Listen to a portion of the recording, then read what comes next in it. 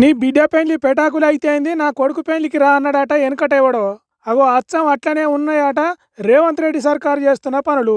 యాసంగి పంటలు ఎండిపోతేమాయే గాని బీర్ల కంపెనీలకు కావాల్సినన్ని నీళ్లు ఇయ్యాలి అన్నట్టు చేస్తున్నాడట.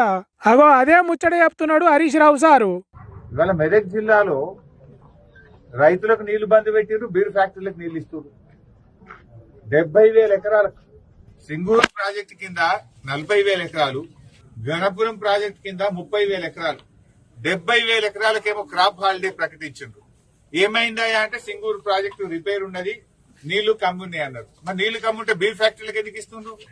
బీరు ఫ్యాక్టరీలకు నీళ్లు ఇవ్వడానికి మాత్రం నీళ్లు ఉంటాయి, మా యాసంగి పంటకు రైతుకు నీళ్లు ఉన్నాయా?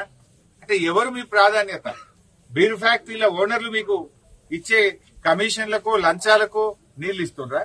ఎందుకంటే గరీబోళ్లు మా రైతులు లంచాలు ఇయ్యరు, మా రైతులకు నీళ్లు ఇస్తే మీకేం దొరకాయని ఇస్తలేరా? ఎందుకు ఇస్తలేరు రైతులకు? అట్లెందుకు ఇస్తారు సారు? బీర్ కంపెనీలు నడవకుంటే రాష్ట్రానికి ఎంత నష్టం, ఏ కథ? సర్కార్ ఖజానాకు గండిపడి పైసలన్నీ గల్లంత అవుతాయి. అసలే వచ్చేది ఎండాకాలం, బీర్లు తాగే తాగుబోతులు దూపయ్యి నోరెండిపోయి చచ్చిపోతారు. అందుకే రైతుల కంటే బీర్ల కంపెనీలు, బీర్లు తాగేటోళ్లు బీర్లు అమ్మితే వచ్చే ఆదాయమే ఎక్కువ. వడ్లు వాగులా పోతేంది, గడ్డి గంగల పోతేంది అన్నట్టు రైతుల పంటలు ఎండిపోతేంది, నేల నెర్రలు పట్టిపోతేంది. ఇప్పటికే ఎక్సైజ్ శాఖ సెక్రటరీ సారు ఈసారి బీర్లు ఎక్కువ తయారు చేయండి అని బీర్ల కంపెనీలు తిరిగి మరి చెప్తున్నాడు. దాన్ని బట్టి తెలుస్తలేదా బీర్లు ఎంత ముఖ్యమో రాష్ట్రానికి? ఒకవేళ రైతులకు సరిపోను నీళ్లు ఇస్తే తుంటెత్తేసి మొద్దెత్తుకున్నట్టు పండిన పంటకు బోనస్ ఇయ్యాలి. అంటే సర్కారుకు ఆదాయం రాకపోవడే గాక ఉల్టా రైతులకే పైసలు ఇయ్యాలి. అందుకే రైతులు ఎక్కడ పోతేంది, ఏమైపోతేంది, బీర్ల కంపెనీలు మాత్రం ఎప్పటికీ నిత్య కళ్యాణం పచ్చతోరణం అన్నట్టు కలకలలాడుతుండాలి. అందుకే రైతుల కంటే ఎక్కువ బీర్ల కంపెనీలు అన్నట్టు పనిచేస్తున్నది కావచ్చు కాంగ్రెస్ సర్కారు. రైతులంటే చిన్న చూపు. రైతులకు ఎరువులు దొరికాయి, రైతులకు బోనస్ పైసలు పడాయి, రైతులకు రైతు భరోసా రాదు, రైతులకు బీర్ ఫ్యాక్టరీలకు నీళ్లు ఇచ్చి రైతుల పంటలు ఎండబెడతారు. ఇదేనా రైతుల మీద మీకున్న ప్రేమ? రైతులకు పోయిన యాసంగిలో మొన్న వర్షాకాలంలో అకాల వర్షాలు పడి వడగళ్ల వానబడి పంట నష్టం జరిగింది. 10,000 ఇస్తామని ముఖ్యమంత్రి హెలికాప్టర్లు వచ్చి చెప్పిపోయిండు, 10 పైసలు వల్లే ఇప్పటిదాకా. అట్టెట్లా పడతాయి సారు? అదే బీర్ల కంపెనీలో ఏదైనా ప్రమాదం జరిగితే ఎమ్మటే నష్టపరిహారం ఇస్తాయి సర్కారు. అంతేగాని రైతులకు మాటలు చెప్పి మభ్య పెడుతుంది. ఎందుకంటే రైతులు అమాయకులు కదా, మాకెందుకు ఇట్లా అన్యాయం చేస్తున్నారని అడగలేరు కదా. అగో అందుకే ఇంత మంచిగా రైతులను చూసుకుంటున్నది కాంగ్రెస్ సర్కారు అన్నట్టు ఎడ్డిస్తున్నారట తెలంగాణ పబ్లిక్. ఇదేం ప్రభుత్వం అని అడుగుతా ఉన్నాం. రైతులను ఎందుకు ఇంత ఉసురు పోసుకుంటున్నారు? మాటల్లోనేమో రైతుల ప్రభుత్వం, చేతల్లోనేమో వ్యాపారవేత్తల మీద ప్రేమ మీకు, బీర్ కంపెనీల మీద ప్రేమ మీకు.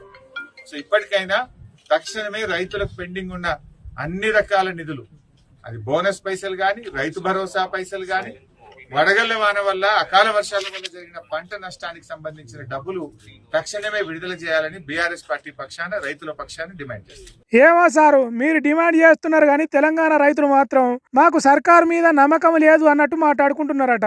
కనీసం యాసంగి పంటకు నీళ్లు ఇయ్యలేని వాళ్ళు పంట నష్టం ఇస్తారని ఎట్లా అనుకుంటున్నారో హరీష్ రావు సారు అని అంటున్నారట. మున్సిపాలిటీ ఎన్నికల ముందు కేసీఆర్ కు నోటీసులు ఇచ్చి కొరివితోటి నెత్తికొక్కున్నట్టే చేస్తున్నది కాంగ్రెస్ సర్కార్ అని అంటున్నారు చాలా మంది. ఇప్పటికే మాజీ మంత్రులు కేటీఆర్ కు, హరీష్ రావుకు, ఎంపీ సంతోష్లకు నోటీసులు ఇచ్చి సిట్టు విచారణ చేసింది. దాంట్లో ఫోన్ ట్యాపింగ్ జరిగింది అన్నట్టు ఆవాగిందంత అనుమానాన్ని కూడా బయట పెట్టలేదు. ఇక ఇప్పుడు తెలంగాణ తొలి ముఖ్యమంత్రి కేసీఆర్ ను విచారిస్తామని నోటీసులు ఇచ్చి ఏ పార్టీ కొత్త ముచ్చట దోడతారో చూడాలి అంటున్నారు. పెద్ద మనిషికి నోటీసులు ఇచ్చి కాంగ్రెస్ సర్కారు పెద్ద తప్పే చేస్తున్నట్టు కొడుతున్నదని అంటున్నారు. విచారణ పేరుతోని పెద్ద మనిషిని విసిగిస్తున్నారు, తిప్పల పెట్టే పనులు చేస్తున్నారు, కానమ్మ కష్టాలు పెడుతున్నారని అనుకుంటా రేపు బీఆర్ఎస్ పార్టీలంతా లొల్లి చేయకుండా ఉండేదానికే కేసీఆర్ సిట్ ఆఫీసుకు రాకున్నా పర్వాలేదు, కేసీఆర్ ఎక్కడ కోరుకుంటే అక్కడ, ఎట్లా కోరుకుంటే అట్లా విచారణ చేస్తామన్నట్టు నోటీసులు ఇచ్చిండ్రట. వాటిని నందినగర్ లో ఉన్న కేసీఆర్ ఇంటికాడ ఇచ్చి కేసీఆర్ ఎట్లా అంటే అట్లా అన్నట్టు దాంట్లో రాసిండ్రట. అయితే ఎర్రవల్లి ఫామ్ హౌస్ నుంచి విచారణ కోసం కేసీఆర్ నందినగర్ వచ్చే ఛాన్స్ ఎక్కువ ఉన్నదని అంటున్నారు కొందరు. శుక్రవారం పగటిపూట అంటే 3 గంటలకు విచారణ మొదలు పెడతారట. మరి ఇంతకు ముందు విచారించిన వాళ్ళ తీరుగా రాత్రి 10 గంటల దాకా ప్రశ్నలు అడుగుతారా, లేకుంటే పెద్ద మనిషిని ఎక్కువ తిప్పల పెట్టకుండా ఉంటారా అనేది సిట్ ఆఫీసర్లకే తెలవాలి. కానీ మాజీ మంత్రులు హరీష్ రావు కేటీఆర్లను విచారణకు పిలిచినప్పుడే గులాబీ కార్యకర్తలు గుంపులు గుంపులు రోడ్ల మీదకి వచ్చిండ్రు. ఇక ఇప్పుడు బాపు బాపు అని పిలుచుకునే కేసీఆర్ ను విచారిస్తే ఎంతమంది వస్తారో నందీనగర్ కు. పోలీసులకు ఎంత తిప్పలైతుందో అందరినీ ఆపలేక. మరి చూడాలే విచారణ ఎట్లా జరుగుతుంది. కొండను దావి ఎంత పెద్ద ఎలుకను పడతారు, అసలు ఎలుకను పడతారా, చేసేదేమి లేక ఎల్లెలుకల పడతారా అనేది జరంతో ఓపిక పడితే తెలుస్తుంది అని అంటున్నారు ఈ నోటీసుల ముచ్చట తెలిసిన తెలంగాణ పబ్లిక్.